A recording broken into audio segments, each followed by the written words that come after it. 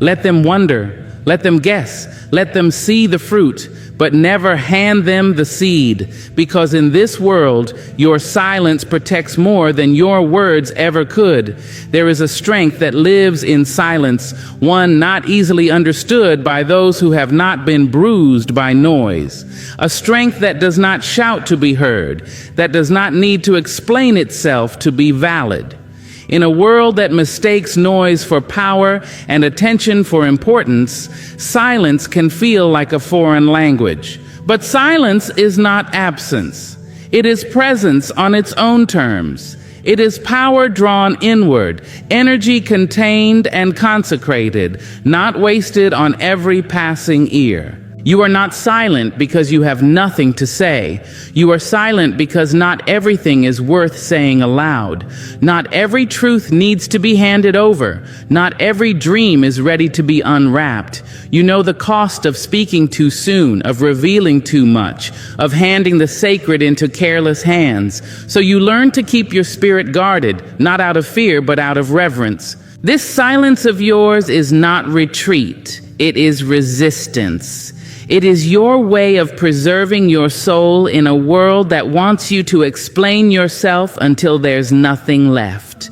Your quietness is not an apology. It is a boundary, a border that says, you may see what I allow, but you will never own what I carry. People who cannot access your silence will try to name it for you. They will call you distant, cold, mysterious. They will confuse your depth for arrogance and your restraint for fear. But let them speak. Let them fill the air with their assumptions. Your silence is not for them. It is for you. You are building something sacred behind closed lips and steady eyes, and sacred things do not beg to be seen. Because silence holds. It holds your thoughts when they're not ready to be shaped by words. It holds your grief when the world is too loud to mourn in. It holds your power when the time to act has not yet come. Your silence is the fire beneath the surface, the roots that run deep before the tree ever touches the sky. And just because they cannot see your movement does not mean you are still. We live in a culture obsessed with visibility, with oversharing, with branding every thought, every step, every plan. But there is something holy about not being consumed by the need to be seen, about living a life that is whole in private, about cultivating joy, healing, and greatness behind the veil. Because when your silence is your sanctuary, no one can violate it. No one can distort what they cannot access. No one can corrupt what they do not understand. There's a kind of woman, a kind of man, a kind of soul whose power doesn't roar, it hums, soft but unshakable, unapologetic in its stillness. And those who live loudly may never hear that music, but it's there, beneath the performance, beneath the noise. That steady knowing hum that says, I am here, I am whole, and I do not need to explain myself to be real. Because the truth is, not everyone deserves a front row seat to your becoming.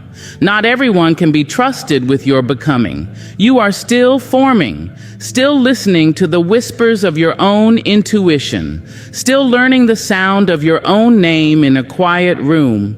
And that's not weakness, that's wisdom.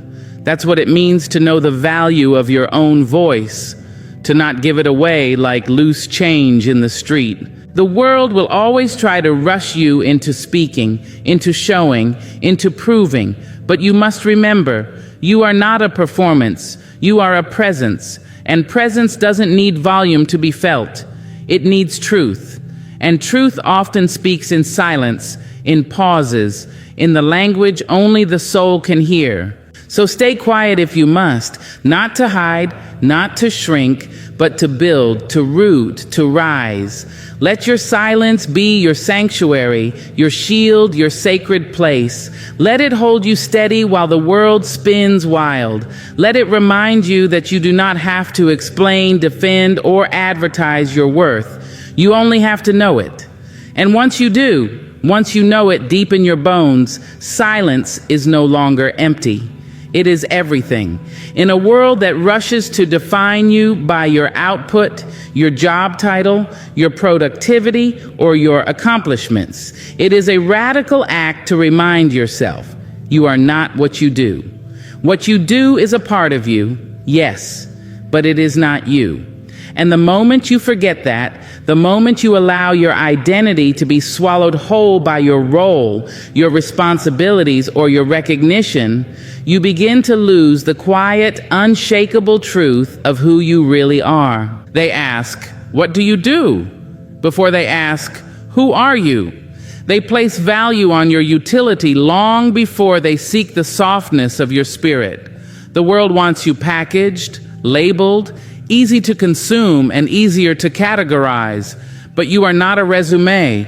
You are not a brand. You are not a career path or a business card. You are a soul, divine, layered, breathing. You are becoming something far greater than what the world can summarize. It's tempting to confuse performance with purpose, to link your worth with your productivity, to mistake being busy with being whole. But when you make what you do the center of who you are, you hand your identity over to the unstable hands of outside validation. You give your peace to circumstances that change with the wind. And then, when the job disappears, when the applause quiets, when the project ends, you are left wondering, who am I without this? That question should never feel like a crisis. It should feel like home. Because the truth is, you existed before you ever created. You had value before you ever produced. You were sacred before you ever earned a dime. What you do is beautiful when it flows from the core of who you are, not when it tries to replace it. Let your work be an expression of your soul, not a definition of it. Let your talents, your ideas, your labor, all of it be rooted in who you are, not the other way around. This separation is protection. It is freedom. It is the space that allows you to fail and still feel whole, to succeed and still remain humble. It is what keeps your spirit grounded when everything else around you is shifting, because the work may change, the titles may shift, the seasons may call you into different roles, but who you are, your integrity, your character, your essence, that should remain untouched. Protect it, guard it like sacred ground, because when the world tries to collapse that distance between your doing and your being, it is not trying to empower you, it is trying to control you. A person who thinks they are only as good as what they produce is easy to manipulate, easy to break, easy to discard. But a person who knows their worth is rooted deeper than performance. That person cannot be bought, cannot be bent by opinion, cannot be destroyed by failure. There is a deep stillness in knowing who you are outside the noise, outside the grind, outside the clamor of what people expect from you. When you know that you are already whole, already worthy, already enough, then everything you do becomes an offering, not a bargaining chip. You stop working for approval and start working from purpose. You stop chasing identity and outcomes and start bringing identity into everything you touch. Let the world be confused by your peace. Let them wonder how you remain grounded even when the winds change. Let them see you walk through transitions without losing your center. That is the power of knowing the difference between what you do and who you are. One can be taken, the other is eternal. The other is, you are not your successes. You are not your failures. You are not the opinions of others. You are not the roles you've been given. You are not the labels they've placed on you. You are not your job, your title, your income, your output. You are the space that holds all of that. You are the soul who breathes through it all. You are the fire before it was ever a flame. You are the root beneath the tree. So let your work flow. Let your gifts shine. Let your hands build beautiful things. But never confuse the fruit with the tree. Never let the doing become the being. Because the moment you collapse those two, you hand your power over to a world that will only love you when you perform. But when you protect that separation, when you keep that sacred line drawn, you can rest without guilt. You can fall without fear. You can rise without pride. You can just be and know that it is enough. There is a certain kind of power that walks quietly into a room and commands it, not with words, not with titles, not with an introduction, but with presence, a stillness, a depth, the kind that cannot be named, only felt. That is the mystery the world respects, not because it is vague, but because it is whole unto itself. It does not beg to be seen. It does not volunteer every detail. It does not rush to fill the silence. And because of that, it becomes undeniable. But when you live in a world that celebrates overexposure, that trains you to narrate every move, to explain your every thought, to showcase your every accomplishment, mystery can feel like rebellion. The pressure to be understood is constant. The pull to be known in ways that are easily consumed, easily packaged, easily praised is strong. And yet, what is clear is also what becomes vulnerable to misuse. What is laid bare is what is easiest to exploit. People do not often handle your truth with care, not because they are always cruel, but because they are human, curious, biased, flawed, and sometimes self-serving. When you show your whole hand, when you unfold every corner of your heart and every layer of your vision, you create a blueprint not just for admiration, but for manipulation. Clarity makes your path easier to follow, yes, but also easier to sabotage, easier to critique, easier to imitate and diminish and twist. Mystery is not about deception, it is about discernment. It is knowing that your life, your process, your truth is not meant to be open to every passerby. It is remembering that not everyone deserves a front row seat to your unfolding. It is learning that your spirit is not obligated to be a public map. And those who truly value you will never demand that you bleed to be seen. They will sit with your mystery and honor the quiet wisdom you offer without prying for more. There is strength in being misunderstood on purpose, not as a defense, but as a declaration.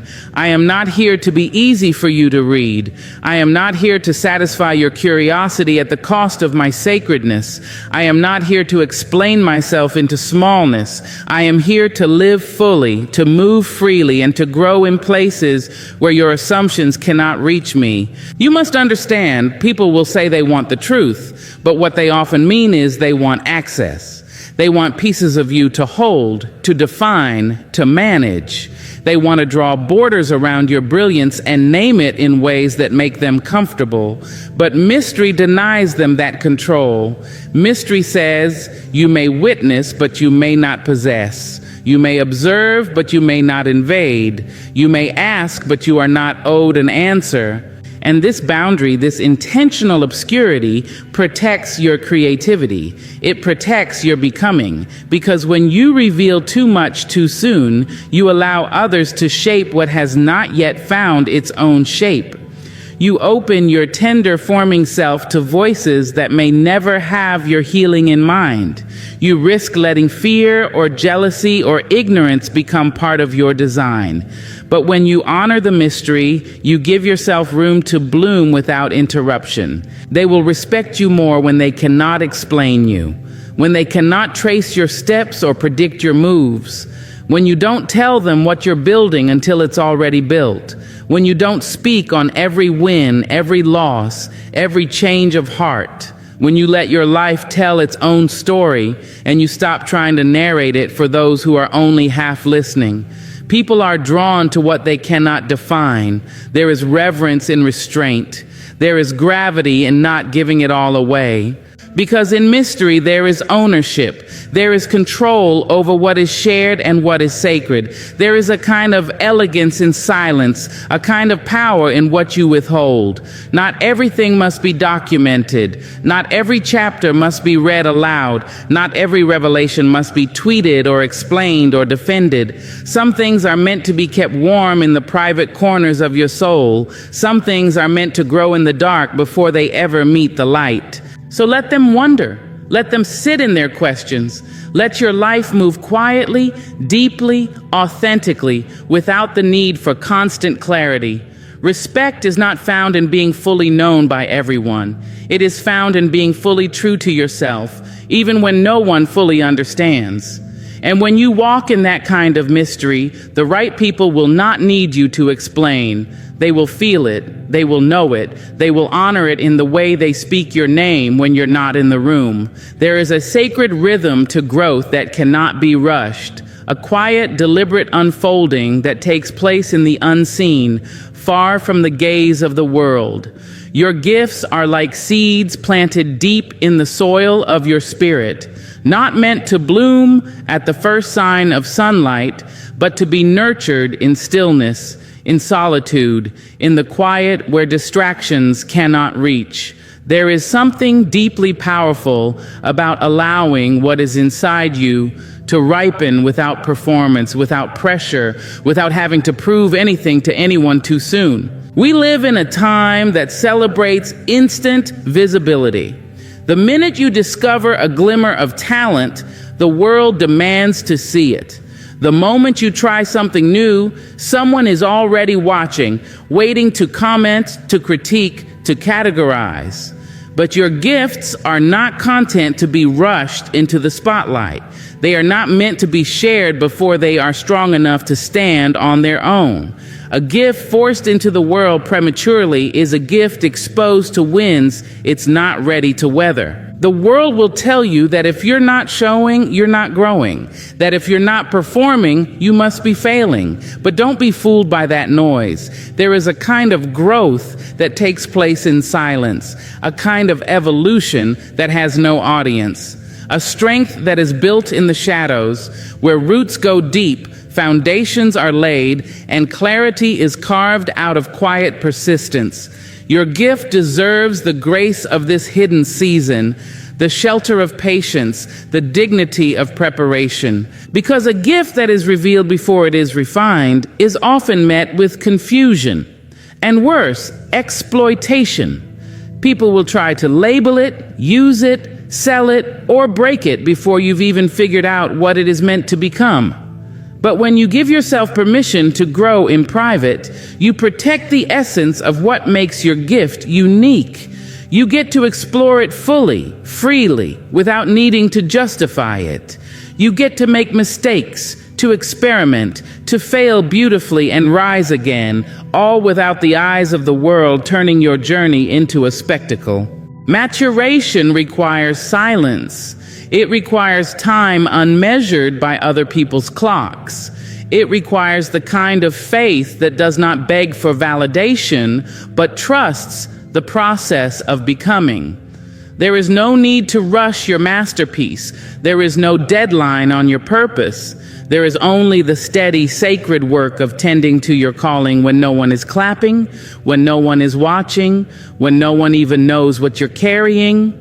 And that peace, that privacy, it sharpens you. It makes you whole. Because when the time does come to share your gift, to walk boldly into the world with the fire that's been forming in you, you will not waver. You will not be shaken by opinion or rejection. You will not be confused about your worth. You will know that what you are offering has been marinated in truth, seasoned by solitude, and shaped by hands that respected its divine timing. Let the world be loud. Let it rush past with its demands and its distractions. You are not behind. You are not late. You are not missing out. You are simply taking the time your soul needs to do this the right way, the honest way, the way that doesn't sacrifice your integrity for applause. And that, more than anything, is the mark of someone who understands the true value of their gift.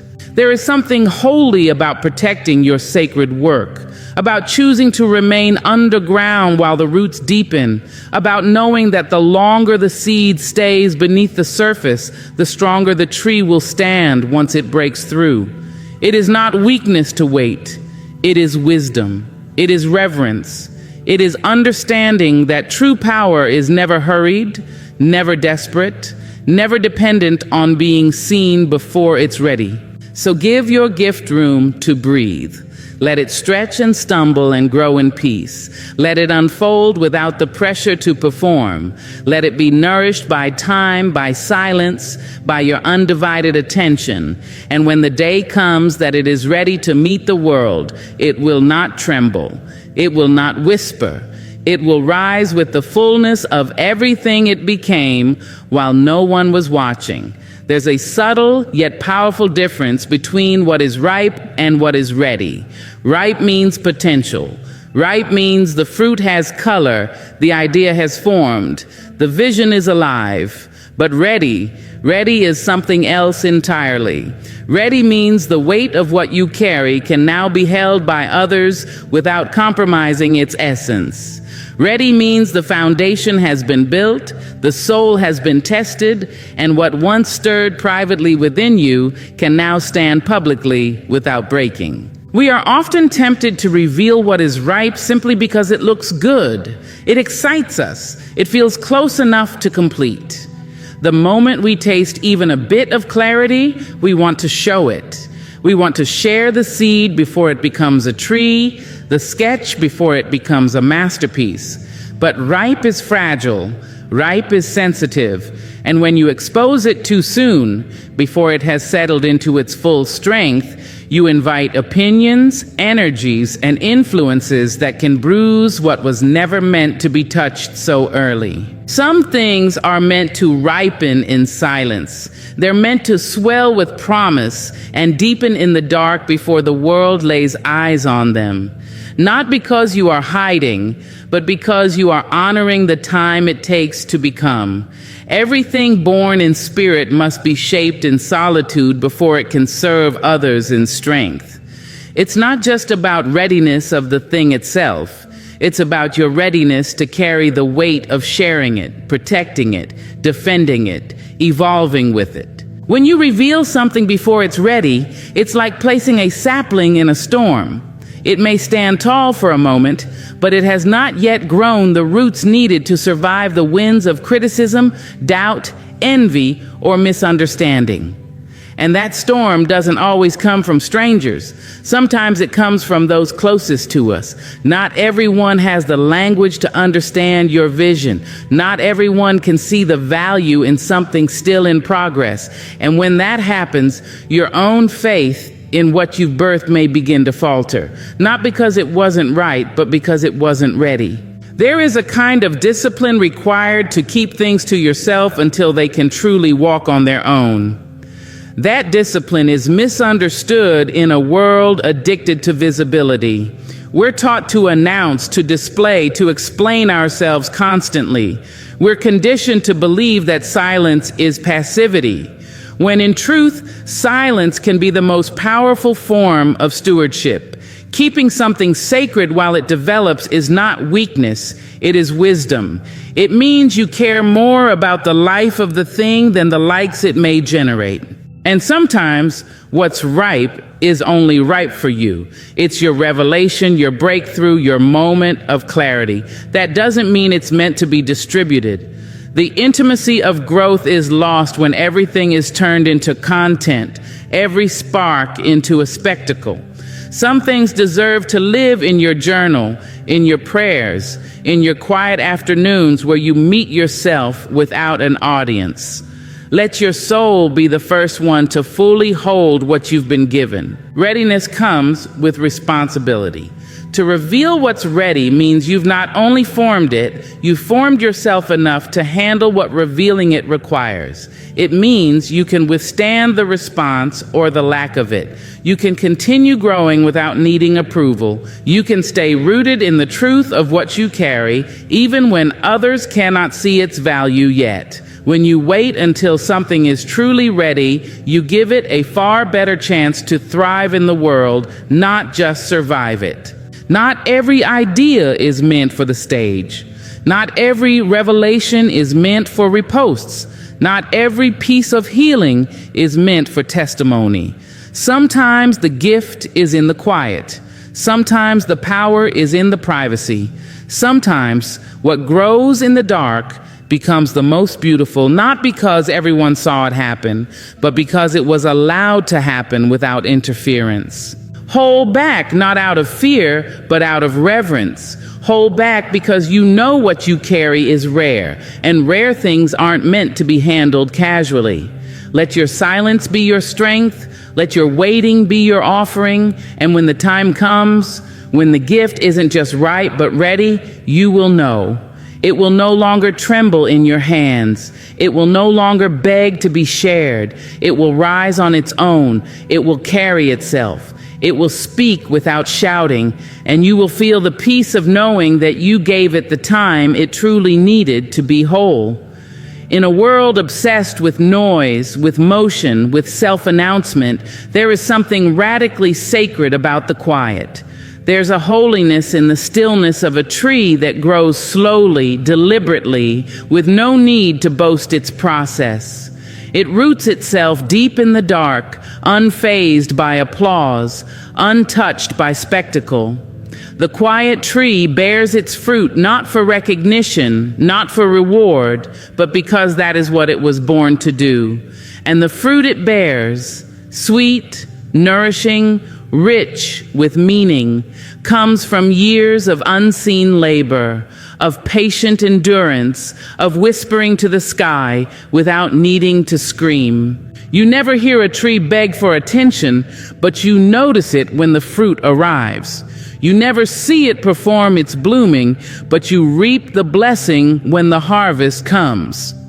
That is the kind of power we must reclaim in ourselves, the power of silent growth, the strength of not announcing every step, every dream, every breakthrough, of not needing to be seen before the time is right, because sweetness is not in the noise, it's in the unseen hours that shape what becomes visible.